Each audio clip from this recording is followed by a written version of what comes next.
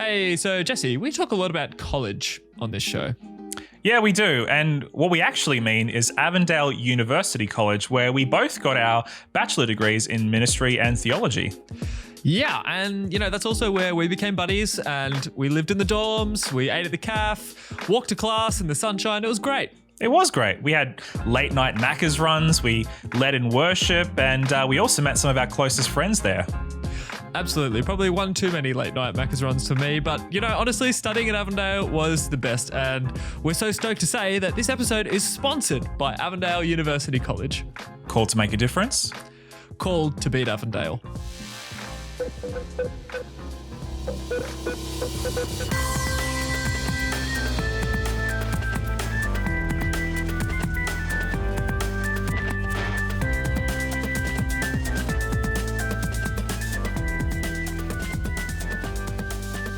Welcome back to Burn the Haystack with Josh and Jesse.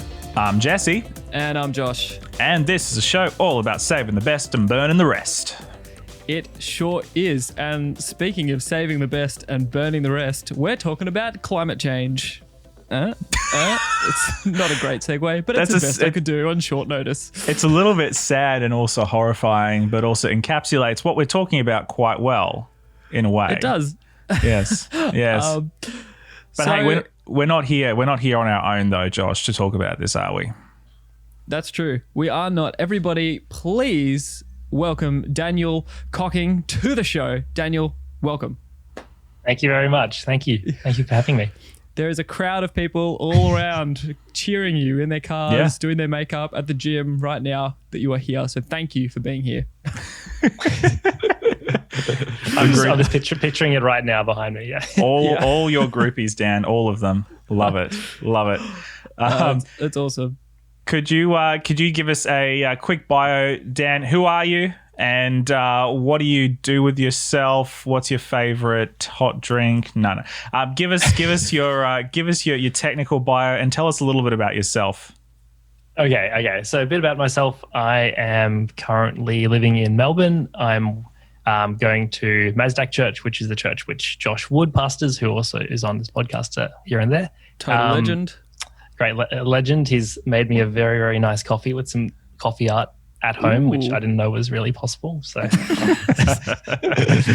very, very nice host. So I'm actually in his office right now enjoying all of his equipment. So I don't have fancy mics and stuff at my place, but yeah. So I am just finishing a degree in environmental engineering and studying sociology. And so I've always been, thinking about the issues of climate change and what that poses to us for our planet.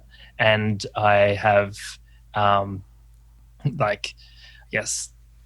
wanted to try to look at not only the technical issues, but also the social issues around that to be able to help drive change and ensure a better world forward.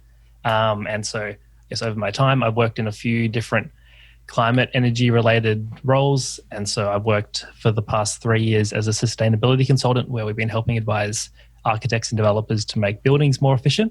And then I worked for a year with Tesla. And so there I was helping sell electric cars and educating the public about renewable energy and batteries and EVs and all that sort of stuff. Whoa. Okay. I'm your biggest fan. Just became your biggest, but that's so cool, man.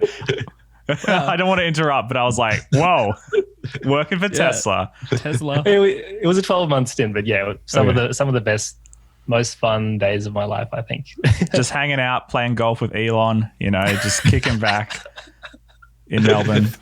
Does he play golf? I don't know if he's the kind of guy who would play golf, is he? I've been thinking about golf recently just because Trump has been playing golf every other day. So I think that's just my default. If you want to enter the upper echelons of society and meet with politicians or do shady deals, you got to know how to have a good arm and play golf well, I think. It's true. All the deals are made on the green. Which is interesting because golf is often referred in Christian circles as the pastor's sport. Really? Yeah. A lot of pastors play golf. Like a lot of pastors play golf. It's true. Quite common. That's true. That's weird. So maybe Jesse and I need to start playing golf. Maybe that's what we're missing in life. Maybe that's not for the shady deals and Well, died. But no, well, I was going to say that's why we haven't advanced our careers enough, is because we aren't playing golf. We're just sitting here doing a podcast, being lame. Anyway, this is derailing. Let's get back to Dan. You've just completed some of your most important exams. You've just finished up some of your work, and you're moving on to, what are you moving on to next? So I've just resigned from my current role as a consultant, as a sustainability consultant. So I had my last day yesterday. And then from Monday next week, I'm starting a role with the Victorian government, which is a state in Australia. And I'll be working climate change and renewable energy policy with them from Monday. So wow, that will be an exciting chapter. And I don't really know, like working from home, I don't know what the induction is going to be like. I'm not sure how we're going to juggle it, but I'm excited to start it and see what happens. That's huge, man. That's awesome. Congratulations. What an exciting opportunity. Thanks, Josh. Thanks, guys. Yeah. Well, hey, just to catch everybody up to speed as well, the reason we're talking about climate change, because some people maybe aren't really getting the nuance of what this necessarily has to do with Adventism and what it has to do with our theme of Burn the Haystack as well. But it, I would plainly say climate change has to do with everybody. It doesn't matter your religion or race or country of origin, anything like that. I think it's something everybody's going to have to deal with, or we have to deal with now. But there is a specific nuance to it that Jesse touched on really well in an episode we did a few weeks ago now, about the Sunday law. Episode was called... Wait, I'm just getting it up in front of me. I don't want to get the name wrong because I don't want to mislead people if they want to go back and listen to it, I don't even remember what I said for the record. Whatever profound thing Josh is about to say, I don't even remember saying it. So just take that for all it's worth. The episode was called, ladies and gentlemen, "The Sunday That Cried Wolf." Yes. But in that episode, we were talking a little bit about some of the dialogue that goes around the Adventist worldview around the end of the world. And Jesse gave a really great summary. I don't know if you're going to be able to do it for us again, briefly in the episode, about some of the maybe misinformation is the right word, and some of the rhetoric that goes around about climate change from some particular people in our church. Oh, yes. Yeah. Okay. No. Yeah, I do remember that. So all I was talking about, and Daniel, I'd really be interested in your take on this, is at least what I found is that whenever you bring up climate change amongst Adventists, or at least, Christians in general, I found this with Christians in general, those who are sort of more right-leaning tend to immediately jump on the denier bandwagon or the doubting bandwagon, whereas it seems, in my view, that left-leaning Christians tend to be a little bit more with the program as far as like understanding what climate change is and what we have to do. Has that been your experience, or has it been different for you? Yeah, I think I agree with that. I think there's definitely some parts of the church who will definitely speak about climate change almost as a thing that's going to bring about this new world order, and yes, the world's going to burn anyway. Like, we read this in Revelation, like, why should we care? Like, let's just go about living our lives, and it is what it is. Yeah. Because I think, if I can just think off the top of my head, the Pope is often associated with that, because especially Pope Francis has been a very stalwart advocate for climate change reform. And of course, he's such an influential voice. How many billions of Catholics are there around the world? Not to mention the fact that he has a significant political, religious power even outside the Catholic world. So I think oftentimes we've taken that to mean that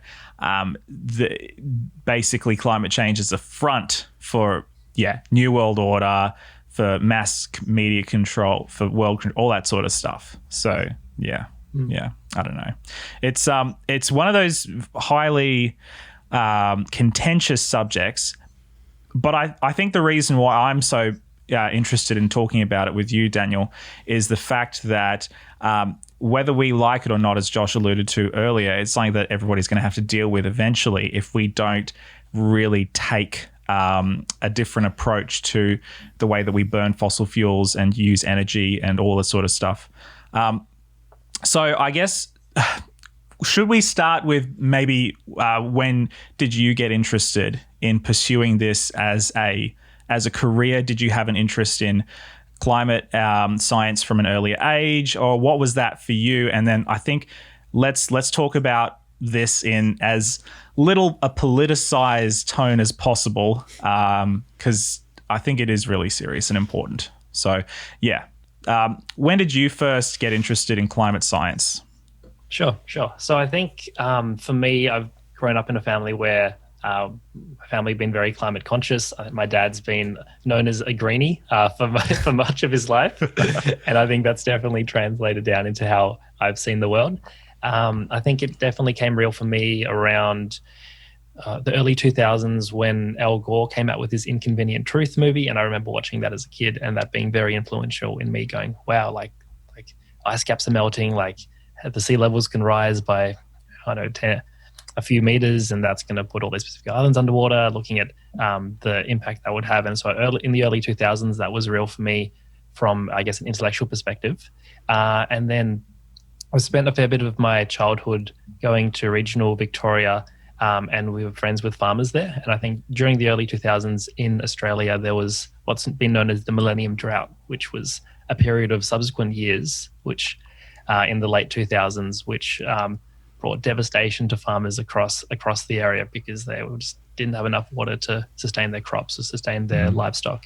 And it was just this huge, I guess, springboard for the Australian government to, and all governments to try to come up with some sort of way of protecting the environment.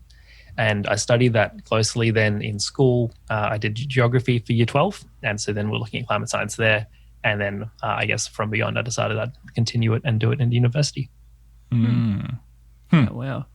Yeah, I know, because my dad used to be a farmer out in country Victoria. And man, I remember this huge drought season when I was a kid, and just seeing what happened to the land around us.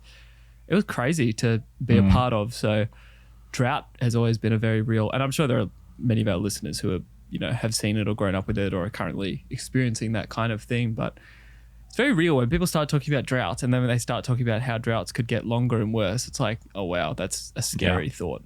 Yeah, totally. Yeah, no, that's crazy.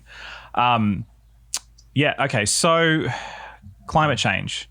Can you maybe, man, I was gonna say, can you break like the whole thing down for us in like the simplest way? Like it's such a complex and such an intimidating, even for me to ask that question.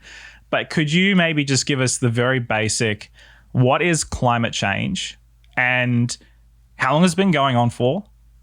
And what are some of the things that people misunderstand when it comes to seeing what climate change is?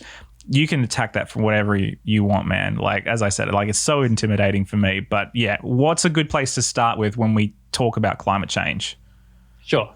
Okay, well, I think I've heard it explained in many kind of narrow ways and just looking at the specific science on greenhouse gas, like how that works. But maybe I'll start big picture because that's how I like to think and that's how I like to see the world. So I guess the brief 2-minute overview is that for thousands of years, the Earth has sustained a population of around 1 billion people, and that's gone on for thousands and thousands of years, however you want to look at that. And the majority of the people have been subsistence farmers, whether that's rice farmers around Asia or whether that's other sort of wheat farmers in the Middle East and in Europe as well. And there's this concept in ecology called a carrying capacity. And so a system has a certain number of animals or a certain number of humans with which it can sustain life. If you think of that, like you think of the food chain, you've got like, what's an example? You've got like rabbits, you've got X number of rabbits, and then you might have foxes which go in and kill the rabbits. And then you might have other predators who eat the foxes, and a system exists, and there's certain numbers of different levels of the food chain which an ecosystem can sustain. And for thousands and thousands of years, Earth's carrying capacity, so to speak, was around this 1 billion person mark. There's this economist called Thomas Malthus who was kind of like he wrote a lot in the late 1800s and early 1900s, just saying that it seems like humanity is always going to be doomed, because if you have a good crop and you're growing lots of food, then you might have more children, and then you've got more kids to till the field. and then you've got too many people, and then by the next generations, you don't have enough food to sustain this exponential or geometric growth from rapid population growth, and then people die of starvation and the population shrinks again, but it's just expanding and contracting. And so he wrote in the early 1900s saying, look, it seems like the Earth is always going to be doomed. Wow. Like, happy writings there. And most people were just going to be living in poverty. And then this magical thing happened called the Industrial Revolution. And we found this whole new way of digging up energy out of the ground. And that came mostly in the form of coal. And this has brought about a whole revolution of our Earth. And all of a sudden we've gone from a world, Steven Pinker talks about this, I know you've alluded to him in the past, where 90% of people were in extreme poverty. Now a time where only 10% of the world are in extreme poverty. Yeah. We've got a world which was only supporting around 1 billion people. Now we're supporting 8 billion people and counting. It's projected to be 10 billion by 2050. There's been rapid developments in science, it's technology and knowledge, and it's all like seems fantastic on the surface, except that the systems which we built don't respect how ecology works and don't respect this the limits of a biological system, which the Earth has. And so now we're seeing that manifest through rises in greenhouse gas emissions like carbon dioxide, which are because we've just changed our environment so much in the last 100 years. And we're seeing the results of that in rapid changes to more droughts, more bushfires, more flooding, more extreme weather. Okay. I'm gonna, at the risk of sounding stupid, this is greenhouse a safe space, Jesse. Thanks, man. No judgment here. I don't even necessarily think I fully understand what greenhouse gases are. I understand it's sort of like it's a group of gases, right? It's like a category. But can you just explain for the layman, what is a greenhouse gas? Yeah, what is greenhouse gases, Professor? I assume it has something to do with those tiny greenhouses you get in Monopoly. Is that correct? That's my assumption. It's that dang Monopoly sets. They're doing us all. Capitalism. No, okay, I'm sorry. I'm getting praised, Daniel. Well, it is a greenhouse, but don't think of the greenhouses from Monopoly. Think of the greenhouse with which you grow your veggies in the backyard. And so if the world had no atmosphere, Earth would be sitting at around minus 15 degrees average temperatures. And then obviously water would be in solid state and it'll be much harder to sustain life. But the Earth has got CO2 and other sorts of greenhouse gases, so to speak, which I guess float around and help create our atmosphere with nitrogen and hydrogen and oxygen and the other main elements. And what that does is it works like a greenhouse which you use in your backyard with your veggies, or even like just think of a car which has got lots of windows in the sun. And when sun shines onto our planet, rather than all of it just bouncing straight off, some of it gets caught by these greenhouse gases, and that overall helps the Earth to have a temperature with which can sustain life. And so that's on average about 15 degrees. If we had no atmosphere, then the Earth would be like the moon, and the moon is like minus 160 in the shade, and then like plus 300 or plus 400 in the sun. The other extreme is Venus, and Venus has got too much CO2 in the atmosphere, and so Venus's temperatures are like 300 to 400 degrees. That's completely unlivable. So the Earth has just got this magical sweet spot of just the right elemental makeup in our atmosphere, so that we can sustain life here. Right. Is that what they refer to when they talk about the Goldilocks zone? Or is that to do with the distance between the sun and the Earth, or is it all one thing? Yeah. I think if I'm interpreting the Goldilocks zone as what I'm thinking is one of the arguments for creationism or the arguments of intelligent design. So all the numbers are perfect, like the locations of the Earth to the sun, the size of the moon, like it's all seems incredible that like it's so perfect that the Earth does have the perfect conditions to have life and have us living here. Cool. So the current snapshot of our understanding of climate change, and maybe so there's already a lot of great resources on this. You actually sent us that Kurzgesagt, I think is what it is. It's German in a nutshell, but I have no idea how to say it properly. Yes. Anyway, Kyrgyzstan? I'm sure you've all seen one of their videos at some stage. Yeah. So we're going to leave a link. Daniel's actually left and we might even share it on social or something. A really good link of like what's causing climate changing. I guess sort of a current snapshot of it. Yeah, it's very recent. It only came out a few weeks ago, I think. Yeah. Great video. I remember watching it when it first came out. I follow the channel. Yeah. Even though I can't pronounce the name. So it's all good. Yeah. We need to learn German. Yes. True. But maybe can you give us a current snapshot of where we're at with the issues of it, with climate change, and then maybe after that we'll get into how we believe Adventists should start responding to that. Yeah, sure. So to summarize that video, which I highly recommend you guys to have a watch if you have the time. So there's two main drivers of climate change. One of them is what I've discussed in terms of population growth. Like the Earth has been sustaining, around 1 billion now. We've got 8 billion and counting. And so with more people, obviously you need food for people to eat. You need homes for people to live in. You need materials for those homes to, and then increasing quality of life. So we're consuming more and more resources. And then the other one is economic growth as a driver. And so economic growth has been traditionally come from consumption, and I think materialism, and there's great discussions you can have over how much resources we consume to have ever more comfortable lives. But it seems like, I guess, governments around the world continue to want to work to this fixed value of increasing GDP, increasing our growth, increasing our aggregate demand, and all that sort of stuff. And so as long as we're wanting to have more economic growth, and the growth is coming from consuming resources, then we've got a bit of an issue. So that, I guess, those are the two main problems which that video presents. And then the two solutions it presents are increasing the efficiency of things. So more efficient car, a more efficient house, a more efficient city, commuting less, and then emissions per energy production. So we all need energy to live. Like that's just how it works. And plants do that. They photosynthesize and take energy from the sun and then convert those calories and we can eat them. And I guess we're consuming energy in a host of other ways through every aspect of life. And so reducing the emissions required to produce energy by switching to more renewables like solar and wind and other forms that can be replaced, then we've got a chance of helping ameliorate climate change. To put it in perspective, the sun gives us so much energy. If we're able to collect all of the energy that the sun shines on the Earth in 1 hour, that'd be enough to meet our world's energy demand for a whole year. What? Really? Yeah. 1 hour of 1 hour of the sun's energy shining on Earth would be enough to power everything we need for a whole year.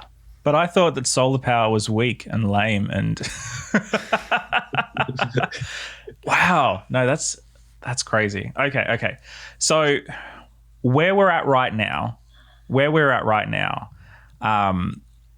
you were saying that it's pretty much the Industrial Revolution that sort of kickstarted the burning of fossil fuels at the rate that is actually raising the temperature of the Earth. How long realistically do we have before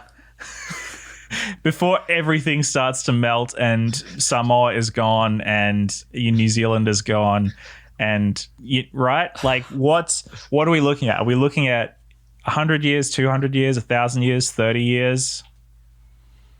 That's a really difficult question because I think life is going to go on in some capacity, whatever, but there's going to be significant, I guess, casualties along the way, which is a really terrible word, and I hate to use that, but there's just going to be some huge shifts in our world over the coming decades.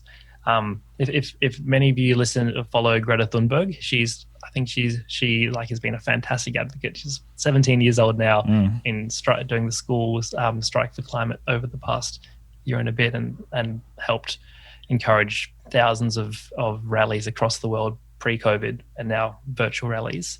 But I think This is funny that I'm citing a 17-year-old. I think, but I think like we from the data which she linked, which I was reading, I think we've got about 7 years before we need to rapidly reduce our emissions. Otherwise, the runaway greenhouse effect, as what the term is called, will occur, and then it's like almost unstoppable. What is that? We've got around this 7-year window to really rein things in. What is the runaway greenhouse effect? So I guess that's just the whole concept of feedback loops. I mean, one example for that is as ice melts. Ice is really good at reflecting the sun's energy, and so 90% of the energy from the sun that bounces on ice or snow just goes straight back up to the sky. I didn't know that. Whereas when the sun's heat hits water, 90% of the energy is absorbed by the water, and only 10% of that energy is reflected back. So the more that ice melts into water, the more energy is stored, which means the higher the temperatures rise. Spot on. Yeah, exactly. Okay. Nice. So what you're saying is we should all turn our pools into like frozen pools, right? Ice skating rinks. Yes, ice skating rinks across the world. Yeah. Yes. It would help, right? Yeah. Well, yeah, sure. I've also heard that if everybody just opens their fridge, for 10 minutes a day, all at the same time, that's the same thing, right? Yeah, sure. Just doing my bit for the planet. I'm burning lots of carbon emissions just to cool it down. Wait. I'm doing my part. All right. No, I think it seems pretty it seems like there's a bit of debate around how long we've got. From what I've seen, obviously I'm not a specialist, but you say 7 years, and I've seen other people say that it's too late already. Well, that's what Al Gore said, in early 2000, was it 2001 or 2002, when he basically said it's too late now, but we still have to do stuff even though it's too late. Yeah. Sort of thing. So is it like, if that is the case, is it just about I guess minimizing the long-term effect as best we can? Sure. So I guess in the industry of sustainable stuff or whatever, sustainability has been the buzzword for a long time, and that's in the name of my current role. But my new role is called climate resilience, and so this is the new buzzword jargon in the field, and it's kind of saying, look, it's too late to be sustainable. So much stuff has already happened. So now what it is about being resilient, and resilience is the ability to bounce back from adversity or bounce back from negative scenarios. So. More work is, I guess, some of the work which I'll be doing in my new role will be working with local farmers and saying, look, there are going to be more droughts, there are going to be more bushfires, there are going to be more natural disasters, things out of our control. And so now it's about how can we help you go through this? How can we help you be more resilient or more able to bounce back when unfortunate things do occur? Wow, that's a scary thought. Yeah. When it comes to stuff like rising sea levels, is that another thing which is pretty much too far gone, or can we change that? I think we can change that if we act very quickly, and within the next decade, we can definitely help reverse that. I think the overall sea level rise has been around 0.6 of a meter or something like that. I like anything's possible. It's just a question of whether there's the political and collective will to do so. Well, I know, I have a friend from Kiribati in the Pacific, and was it last year or was it this year? They're basically at the point where there's so much, whenever there's a big storm, so much of their island is just getting washed away to the point where pretty soon it'll just be, and there's other islands, like there's Tuvalu and there's Niue, and they're all absolutely getting hammered right now. It just makes me wonder, are we going to see this in our lifetime where islands like Kiribati and Tuvalu are going to be just completely washed away?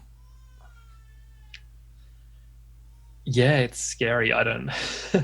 Yeah, you don't have to have the answer for it, I guess. No. Yeah, I mean, I don't have the answer. There's just from a scientific perspective, there's different models, so to speak, and so I think they're called RCP, so the relative concentration pathways. So essentially, models of how much work we do in reducing emissions versus what results that will have. And so in the worst case scenario, by 2070, by 2100, a lot of those nations which are 1 to 2 meters above sea level at the king tide would definitely be at risk. Wow. It's really scary. Wow.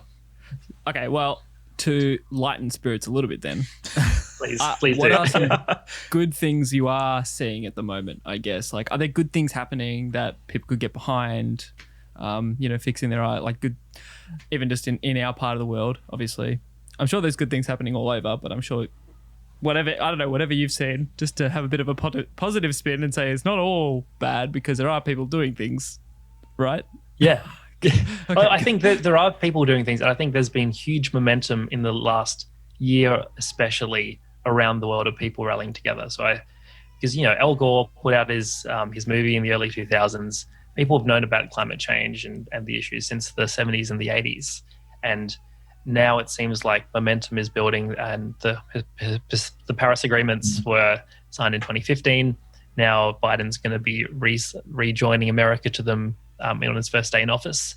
And I think, a bunch of celebrities like David Attenborough put out this fantastic documentary on Netflix, which he's called his mission statement, or what was it? Yeah. He wanted it as his legacy. This documentary, he talks about how over his 93 years of life, he's seen this change, this change, this change, this change. Wow. But we can do stuff to change it. Yeah, that's awesome. I didn't even know about this. That's is that Our Planet? Yeah, maybe. Yeah. It's on Netflix. Yeah. Okay. If you don't have Netflix, jump on the free trial. Give it a watch. It's great. It's fantastic. It's great. I recommend it. Dig up another email address. Can you explain to us the Paris agreement? And you don't necessarily, you're not a political analyst, so I don't know if you know. I don't know if you know why Trump pulled out and all that sort of stuff. But can you just explain what the significance of that particular agreement is? Sure. So I guess one challenge that we have in the world and the systems that we have is whether to work in our own interest or our collective interest. And so, each country operating for their best interests is your solution is to pollute as much as possible, make as much money from that as you can, and then you're all good. And so, if everyone's doing it, then it's in your best interest to just pollute. But then if everyone works together, then you can come to a better solution. Yeah. That's essentially what I see the Paris agreements as. It's like, look, it's in countries' individual interest to pollute more, but then that will bring disaster for everyone. So this is, I guess, a commitment for all different countries to come and say, hey, we're going to meet these targets. And then collectively, the world can be on track to be able to stop runaway climate change. Okay. Yeah. Interesting. So I guess then knowing that, it definitely makes sense why Trump would pull out of an agreement that is trying to achieve collective good in an America First policy sort of regime. Yeah, exactly. Okay. Exactly. So I guess you don't have to be a political analyst to understand that. Interesting. Okay. So there's the Paris Agreement. That's a really good thing. Any other really big highlights that we're seeing at the moment that are really good that you feel deserve a bit of attention? Sure. I think there's a growing, I guess, understanding or awareness over this concept of the social cost of carbon and the idea of being able to bring, I hate to say the word carbon taxes, but by putting a price on this externality, which is occurring from when you're burning fossil fuels. And I think if there's talk, there's a lot of destruction of the Amazon that's occurring at the moment, and there's if you look at the economics of the Amazon, it's devastating because for each hectare of Amazon which they're cutting down, the farmers might earn $30 to $40 a year from cutting down a hectare, and it's just this terrible, perverse economic system which we have where a tree's worth more dead than alive. It's worth more cut up than it is sitting there. In all this glory in a rainforest, sucking carbon out of the atmosphere and providing value to the world and society. So I guess as a positive that there's increasing movement and momentum around being able to price carbon in and be able to almost pay back in instances in places like the Amazon to pay for people not to cut down the rainforest by saying, hey, look, this is actually providing a really good carbon sink for the whole world and it's bettering everyone to leave the rainforest as it is. That's Yeah, cool. because the Amazon, that's what we refer to as the Earth's lungs. Yeah. Yeah. Yeah. I don't know if you saw Mr. Beast, the YouTuber. He did that whole Team Trees campaign. Yes, I did follow that. Yeah. Yeah, I thought that was pretty cool. I don't know how effective it is to just plant trees, but planting 100 million trees seems pretty significant, and they reached it. Got I thought that was something I saw that was really cool because it seemed to make, hey, like let's just make a difference and let's do something. And I think it got a whole lot of like Mr. Beast's audience. A lot of them are like young teenage boys, like getting them on board for climate change, like, you know, making positive impact. I think that's really cool. Like just getting that growing awareness, like you're saying, and making it a good thing to act positively towards it. Yeah, you're right. As a practical thing everyone can do, just go out, buy a little tree, buy a lemon tree, buy an oak tree, buy a gum tree, whatever you want to plant it, and then you'll be able to enjoy it over the next few years. And you're making a difference from that. Very cool. Very cool. So cool. At the risk of bringing the mood down again, it seems to be my job here. We're a roller coaster. That's what makes us a good team. I bring the mood up, you take the mood down. That's right. We're having fun. The perfect duo. And poor Daniel's just along for the ride or whatever we throw at him. Yeah. Dan, I don't know how much you know about, a bit more close to home, Australia, the mining industry, the Liberal Party, coalition government, all that sort of stuff. But for those of us who are in Australia and New Zealand, this is a little bit more close to home, a little bit more impactful for us. What's your take on the mining corporations and the coalition, that whole thing? I know there are some people that are very vocal about that. I'm just interested in your take on it. My take on their stance, or my take on Australia's economy and exporting so much? Yes, on what we're doing with our natural resources, the political power that goes along with it, and obviously the very real climate impact that it must be making. Yeah, I think it's unfortunate that there's obviously a lot of politicians and owners of mining companies playing golf. And here it is again, right? and bringing through somewhat questionable deals. Look, mining. Maybe this is controversial, and people in my sphere might not like me saying this, but I think we need. Mining isn't inherently evil. Like, we do need resources, and if we're going to bring about renewable future, we do need lots of resources to make batteries and make other forms of sustainable energy. So I'm not saying mining is inherently bad, but I think Australia, as an economy, we export a huge amount of our money comes from taxes from mining companies, exporting coal, exporting natural gas, exporting iron ore, which is used with incredibly intense carbon emitting processes to make steel. And we need these to make cities. We need these to keep industrializing the world and to sustain more people living on Earth. But then it's like, hang on a second, we can't do this forever. It's like this crazy game of Minecraft where we're just exploiting everything, and then where's the end point? Yeah, that's when we hit the nether, and no, I hear you though. I hear you, because I grew up in the Southern Highlands, just outside of Wollongong, and we used to be able to go to a lookout overlooking Wollongong and specifically Port Kembla, that it processes iron ore and so many other different metals. And I remember even as a kid, we'd go out in the lookout, and sometimes it'd be a clear day, but sometimes when the refinery was going and the chimneys were just pumping out all this smoke, the whole place would just be covered in this sooty ash sort of thing. And it's not like nuclear winter or anything like that, but I just remember thinking, man, that cannot be healthy, seeing this entire valley on the coastline and just smoke pouring out.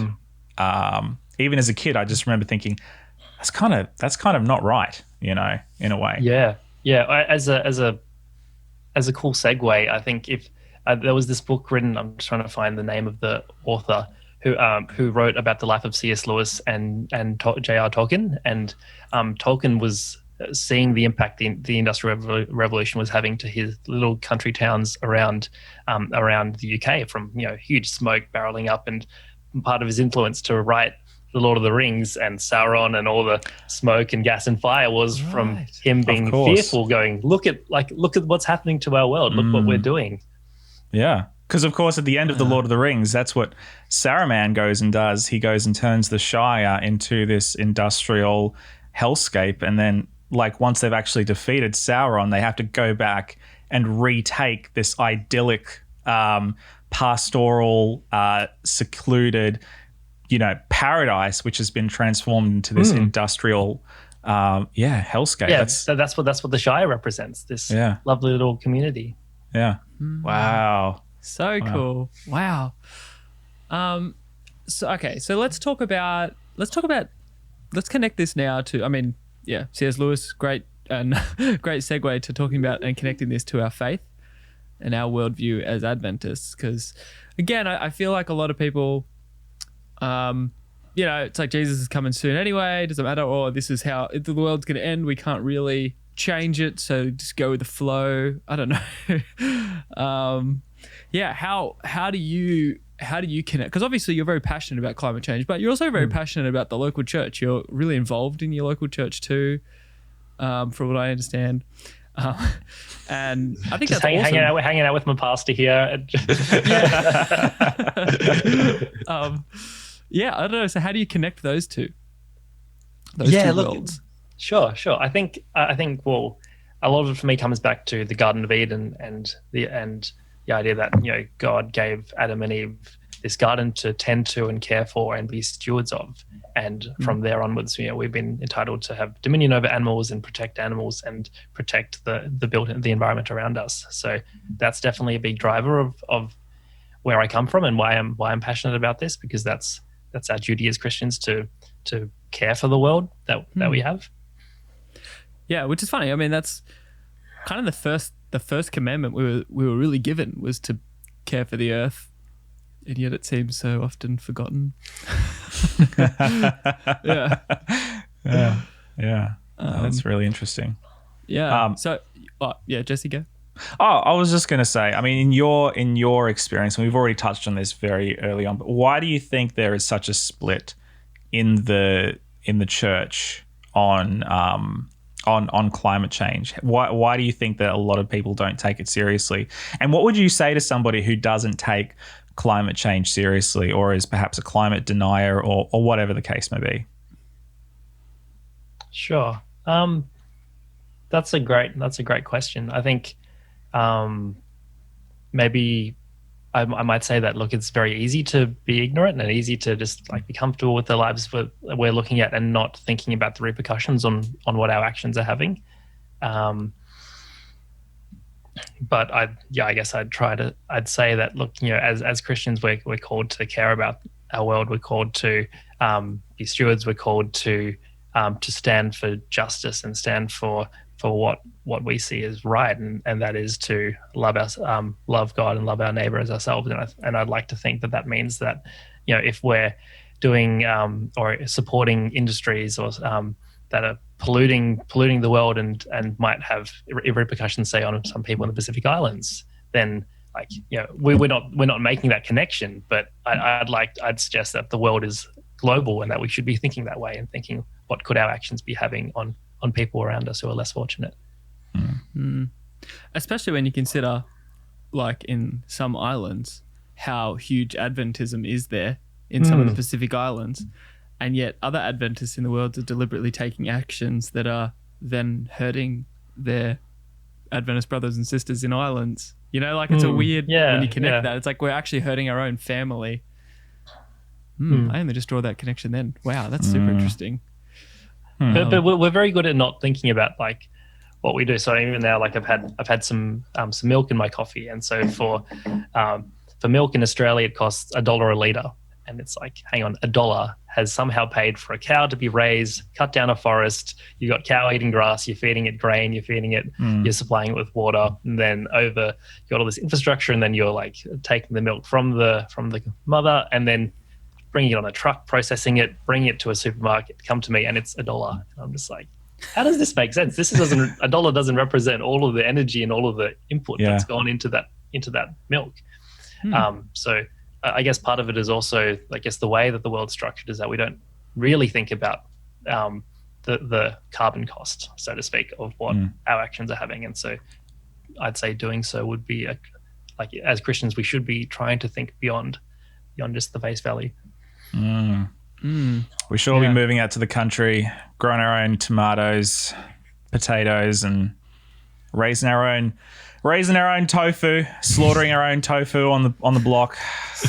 It's funny you say that, because often those who support moving out to the country and following, I guess, Ellen White's writings to prepare to do that are often those who would be denying climate change.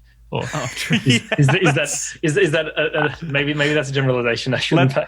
Let them do it anyway. Let them support action against climate change, even if they don't realize it. Like growing their own veggies, like that's fantastic. Yeah, it's wonderful. Yeah. Well, funnily enough, I have heard that one of the most effective things people could do to, and maybe this could be a bit of an over-exaggeration, but one of the best things people could do to reduce their climate footprint in their diet is to just reduce how much cow products they have, whether it's eating meat or whether it's having dairy. Because even just like switching to like soy milk or rice milk or something takes way less space to grow, uses way less, produces way less carbon. CO2 carbon. Yeah. So yeah, is that true? I don't know. That's just a fun little fact that I heard recently. Yeah, that's true. I think they say that to make a glass of milk, also to make 1 liter of milk, uses 600 to 1,000 liters of water. Wow. Not to mention all of the carbon emissions from that as well. Whereas making soy milk might be about 200 to 300 liters of water to make a liter of soy milk, and then almond milk's a bit more, and then rice milk, I'm not sure the exact numbers, but wow. But still, comparatively speaking, it's way less than than a cow. Yeah. If anyone's watched Cowspiracy on Netflix, that's what I'm alluding to with that. Ooh, Cowspiracy. I love it. Just the name. I'm gonna watch it. Okay, making a little note. Yeah, just the name sold me. Speaking about Cowspiracy, are there any other good documentaries, videos? We've got the one from Kurzgesagt on the show notes, but are there any other ones that you would recommend to people if they want a little bit more of an in-depth crash course to climate change?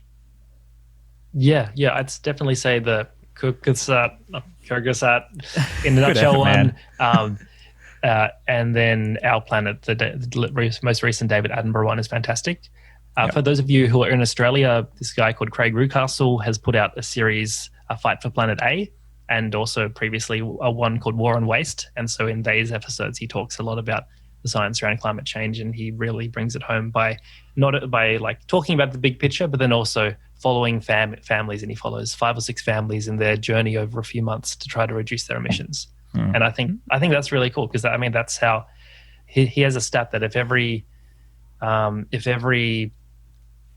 Australian household like just did their little bit, would have more impact on reducing emissions than all of Australia's government climate policy around it. Wow. Whoa, that's crazy. So it comes down to individual choices, and just one person cutting out a little bit of meat might not feel like much, but if collectively we're doing it, then hey, that's a big change. I was going to ask you about that, because as you mentioned before, the idea of sustainability is kind of out as the vogue thing. So I was going to ask you before, so I'll ask you now since you brought it up. Is it still a viable option for the individual person, or should the individual person be looking to just brace for impact? What was the term? What was the term you used? Resiliency, climate resiliency. Yeah. I mean, I think at this it's a bit of both. Like for example, in my previous job where we're looking at sustainable buildings, a lot of our work was around doing climate adaptation reports for new housing estates and new warehouses and new factories and such, and saying, hey, look, over the next 10 years, like the number of extreme heat days over 35 is going to double, and then there's going to be, there might be 5 days over 35 now, there's going to be 10 in 10 years, and then by 2050 there might be 30 days over 35. So you're going to need to upsize your air conditioning to be able to cope with this. You're going to need to ensure that any employees who need to work outside at a factory can have shading, because it's going to be hotter for more of the year. And so I think we should try to do our part to live more sustainably but then at the same time, I don't want to say brace for impact, but like prepare that that the world is going to be changing, and the climates of whatever city or location we're in might not be as it is now in 20-30 years time. Wow. So Jesse, you look like you got another question. I have another question too, but I don't want to cut you off. That face was so like you have a serious question. I do have a serious question, but I want you to ask your question first because okay. I'm hoping that yours is going to lighten us up a little bit, and then I can bring us down. This is the pattern. Let's do it. Let's do it. I don't know. I don't want to be too jarring, but okay. So we've talked about individual responsibility. Do you think churches should be actively doing things about, like collectively a church should be doing something about climate change? Is this something pastors should be preaching about? I don't know, just from your perspective. I'd say that churches and communities, say at the 50 to 100, 50 to 200 scale, are the ideal size of people who can make a sort of difference. Because at a personal level, we can do a little bit, but it's hard to get momentum. Like if it's just you, then at like government big level, they can bring out all these policies and strategies and say, hey, this is what we want to support.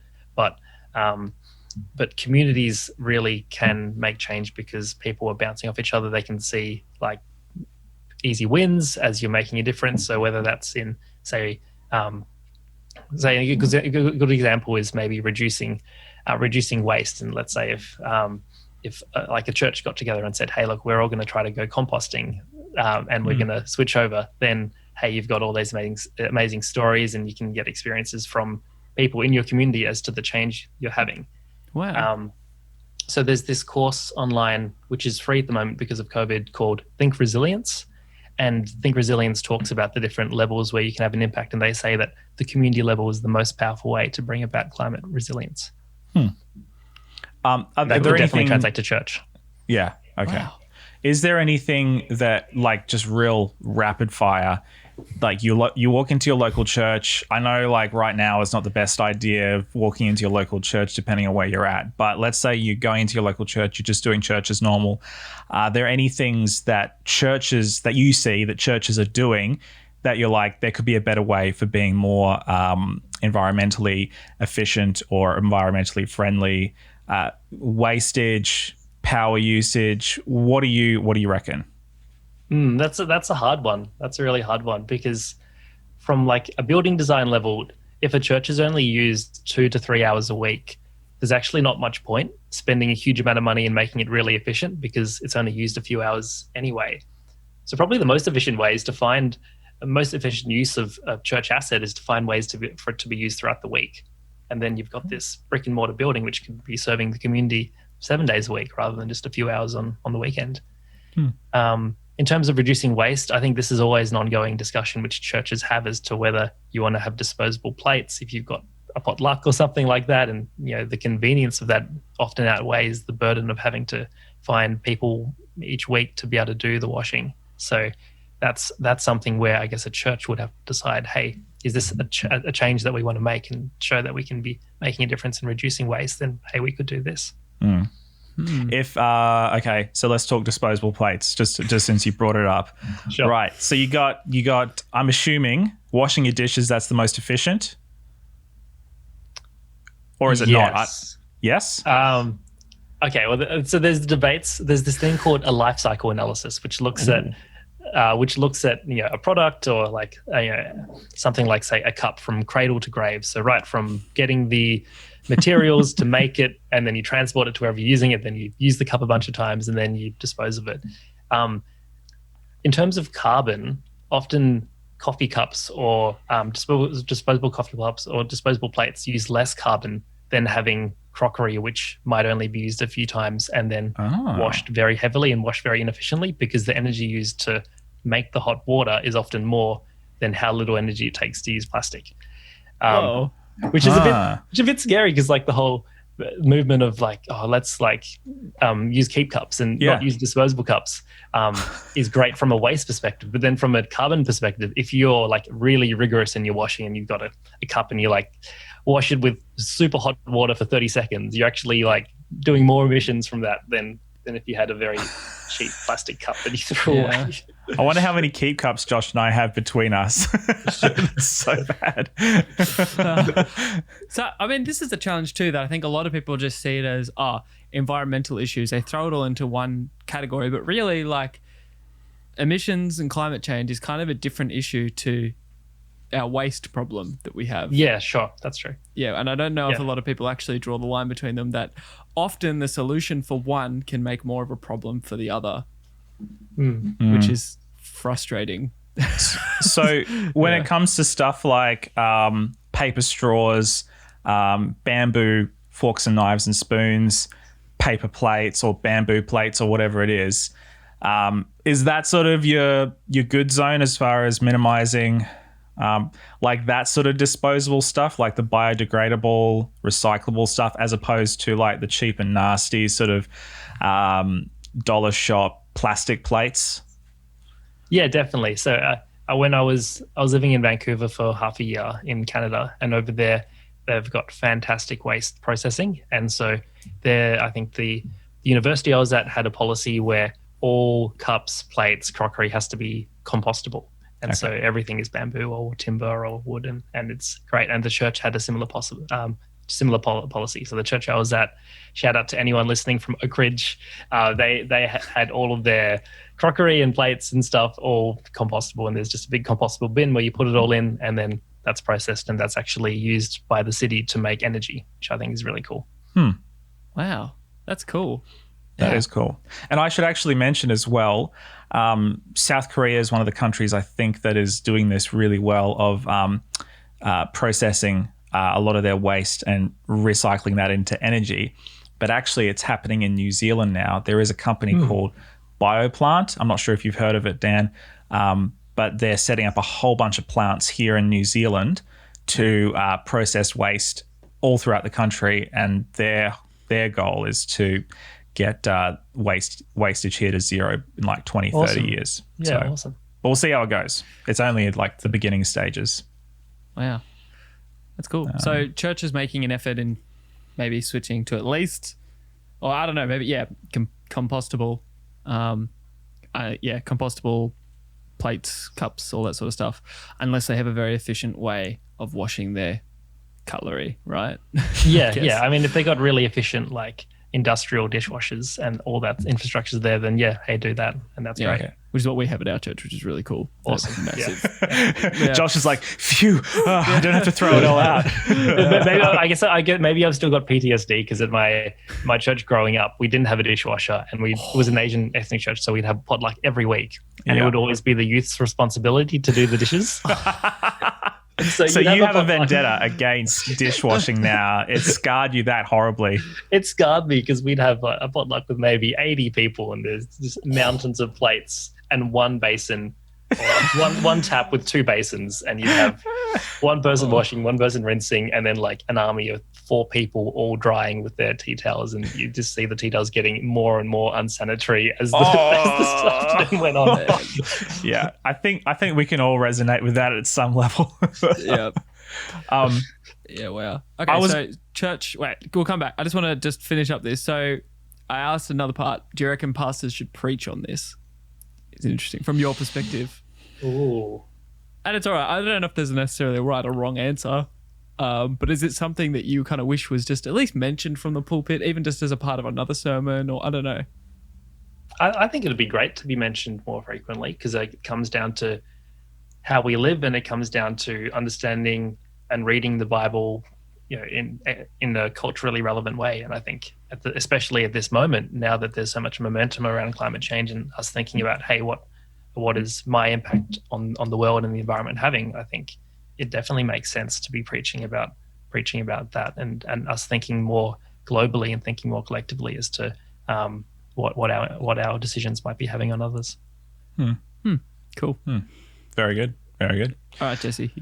Okay. All right. So I've only got one more question. It's a big, scary question. I want to imagine you to imagine, Dan. Okay, you're sitting down with somebody who's a climate denier. They really couldn't give a rat's about climate change. In fact, maybe they just don't think it's a thing at all. If you wanted to convince them of what to take climate change seriously, and you had to tell them, okay, in 100 years' time, we don't know for sure, but here are some of the things that are going to happen in our world for your kids if we don't take climate change seriously. What would be some of the things that you would say to them? This is what the world is going to look like potentially in 100 years' time if we don't take this thing seriously and actually start to make changes. I don't want you to, you don't have to give the definitive. I know this is a lot of it is up to debate, and we got projections and predictions, but like some of the things that you would think that we would see in 100 years' time if we don't take climate change seriously as a world right now. Okay, so I guess to preface that sort of conversation, I'd probably try to spend at least 10 to 15 minutes asking them questions about their worldview, about their upbringing, about their background, about what they've experienced and what they've gone through to come to this opinion. Because I think we're all a product of our society and our environment around us, and they're not going to hold strong opinions against climate change as a hoax. This isn't happening unless they've got either some personal reason or some sort of cause as to why they would deny that something and big shifts are happening in the world. And then following that, look, I think if nothing is done, like the worst case scenario projections are quite grim. They do say that we're going to have many more bushfires, many more droughts, many more floods. If any of you guys are familiar with Yuval Harari's book *Sapiens*, I think he definitely comes at the world from a very humanist perspective. But in his series *Sapiens* and then *Homo Deus*, he talks about how humans have always been blighted with famine, plague, and war.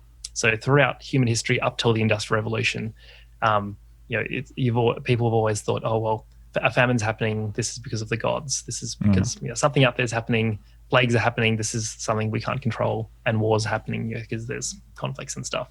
And I'd almost say that, hey, look, if we don't take this seriously, and if you believe that Jesus is gonna come, but say Jesus hasn't come by another 100 years, then the world might be back to a state where there's famine, there's plague, there's war, where there's droughts, and that causes conflicts. And there's a lot of data around a lot of civil wars across Africa, which are directly caused by significant droughts and crop failures, causing people to rise up.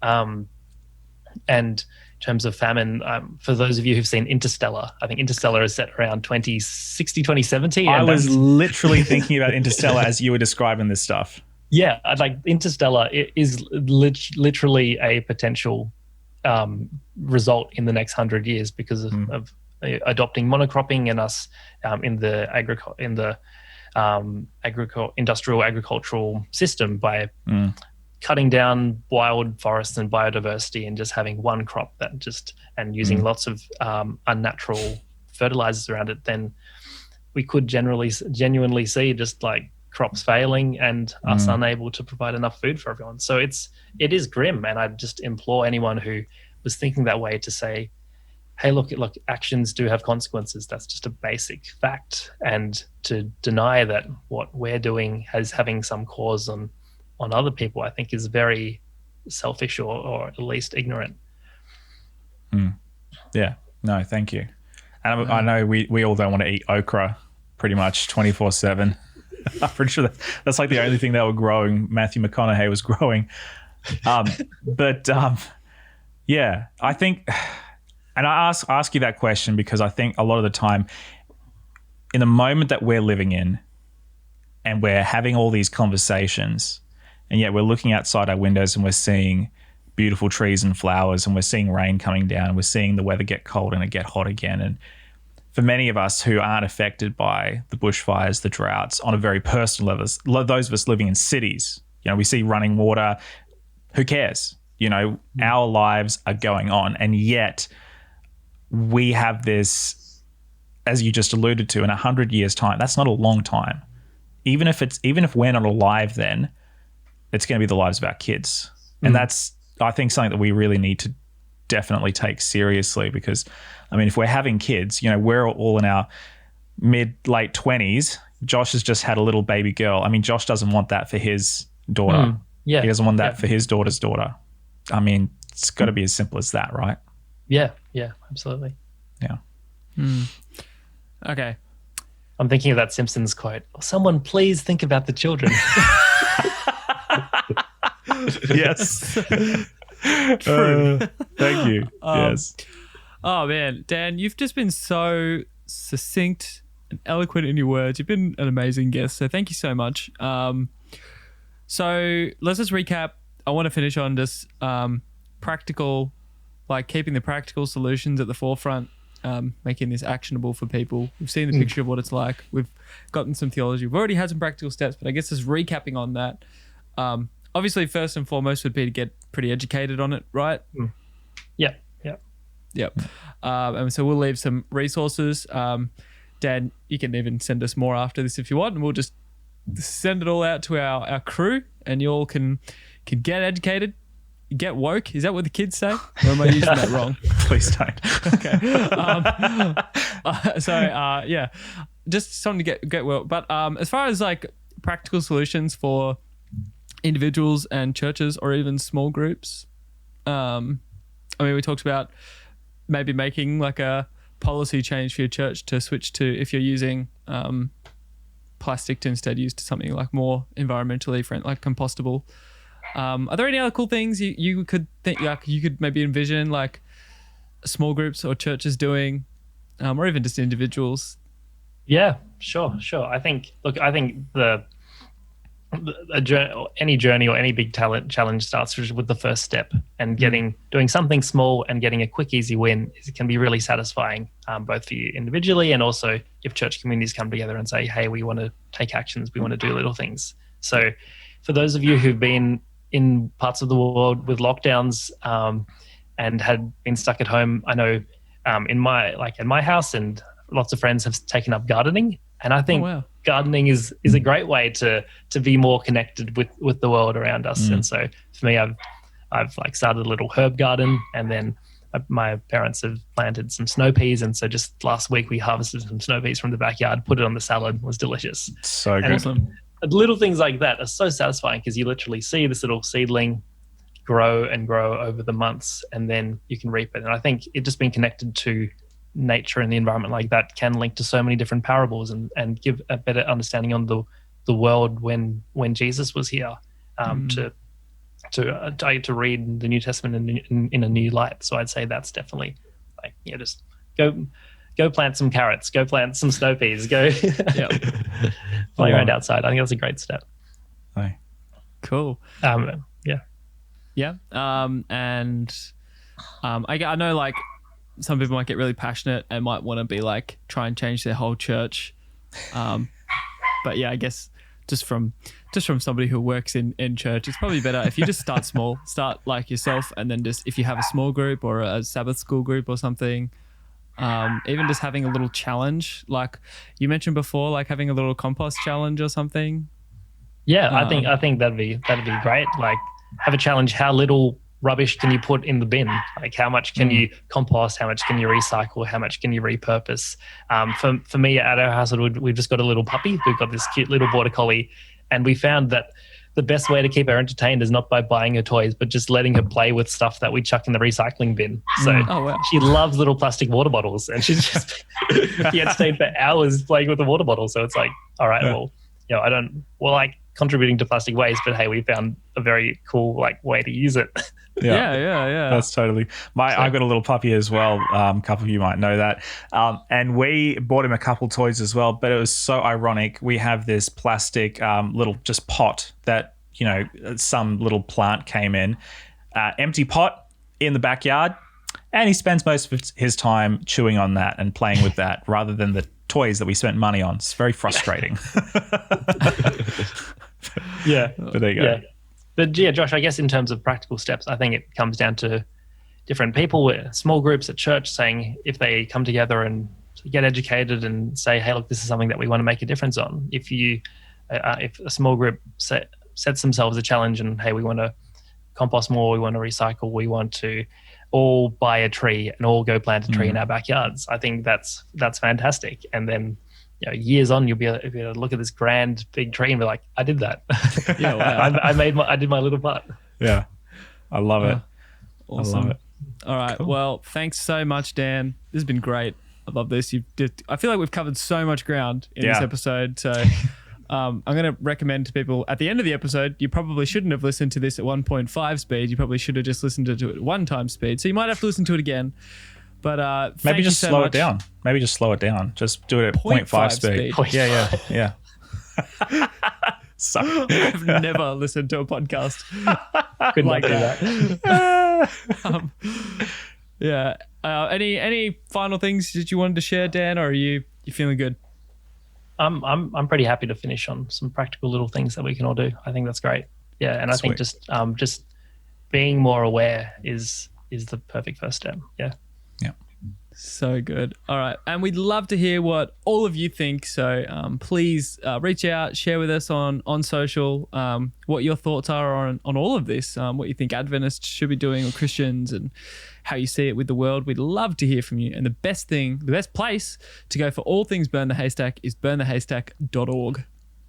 Absolutely. And if you haven't already, please smash the subscribe button wherever you're listening to this podcast, whether on Spotify, YouTube, iTunes, or anywhere else. And if you would like to help us out, you can do that in one of two ways. Leave us a review on the podcatching app of your choice, and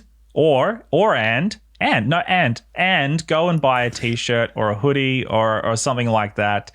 I don't know how much carbon it actually costs to make a hoodie, so I'm feeling kind of bad about saying that, but I'm sure it's... No. Bulk order, then you're saving carbon. So buy lots in one hit. Buy 10 of them, and 20, 30 even, and make the shipping worth it. Yeah, exactly. So, thank you, guys. Solutions. It's fantastic. Buy 30 of our t-shirts. It's a good thing to do.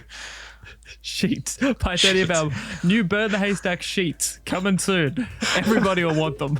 I'm kidding. We're not making sheets. You've got a whole linen range. Can I get some of Burn the Haystack towels? 1,000 thread count. All right. Well, thank you so much, everybody. We love you. Look after the earth. Be good stewards. That is Josh and Jesse and Dan out.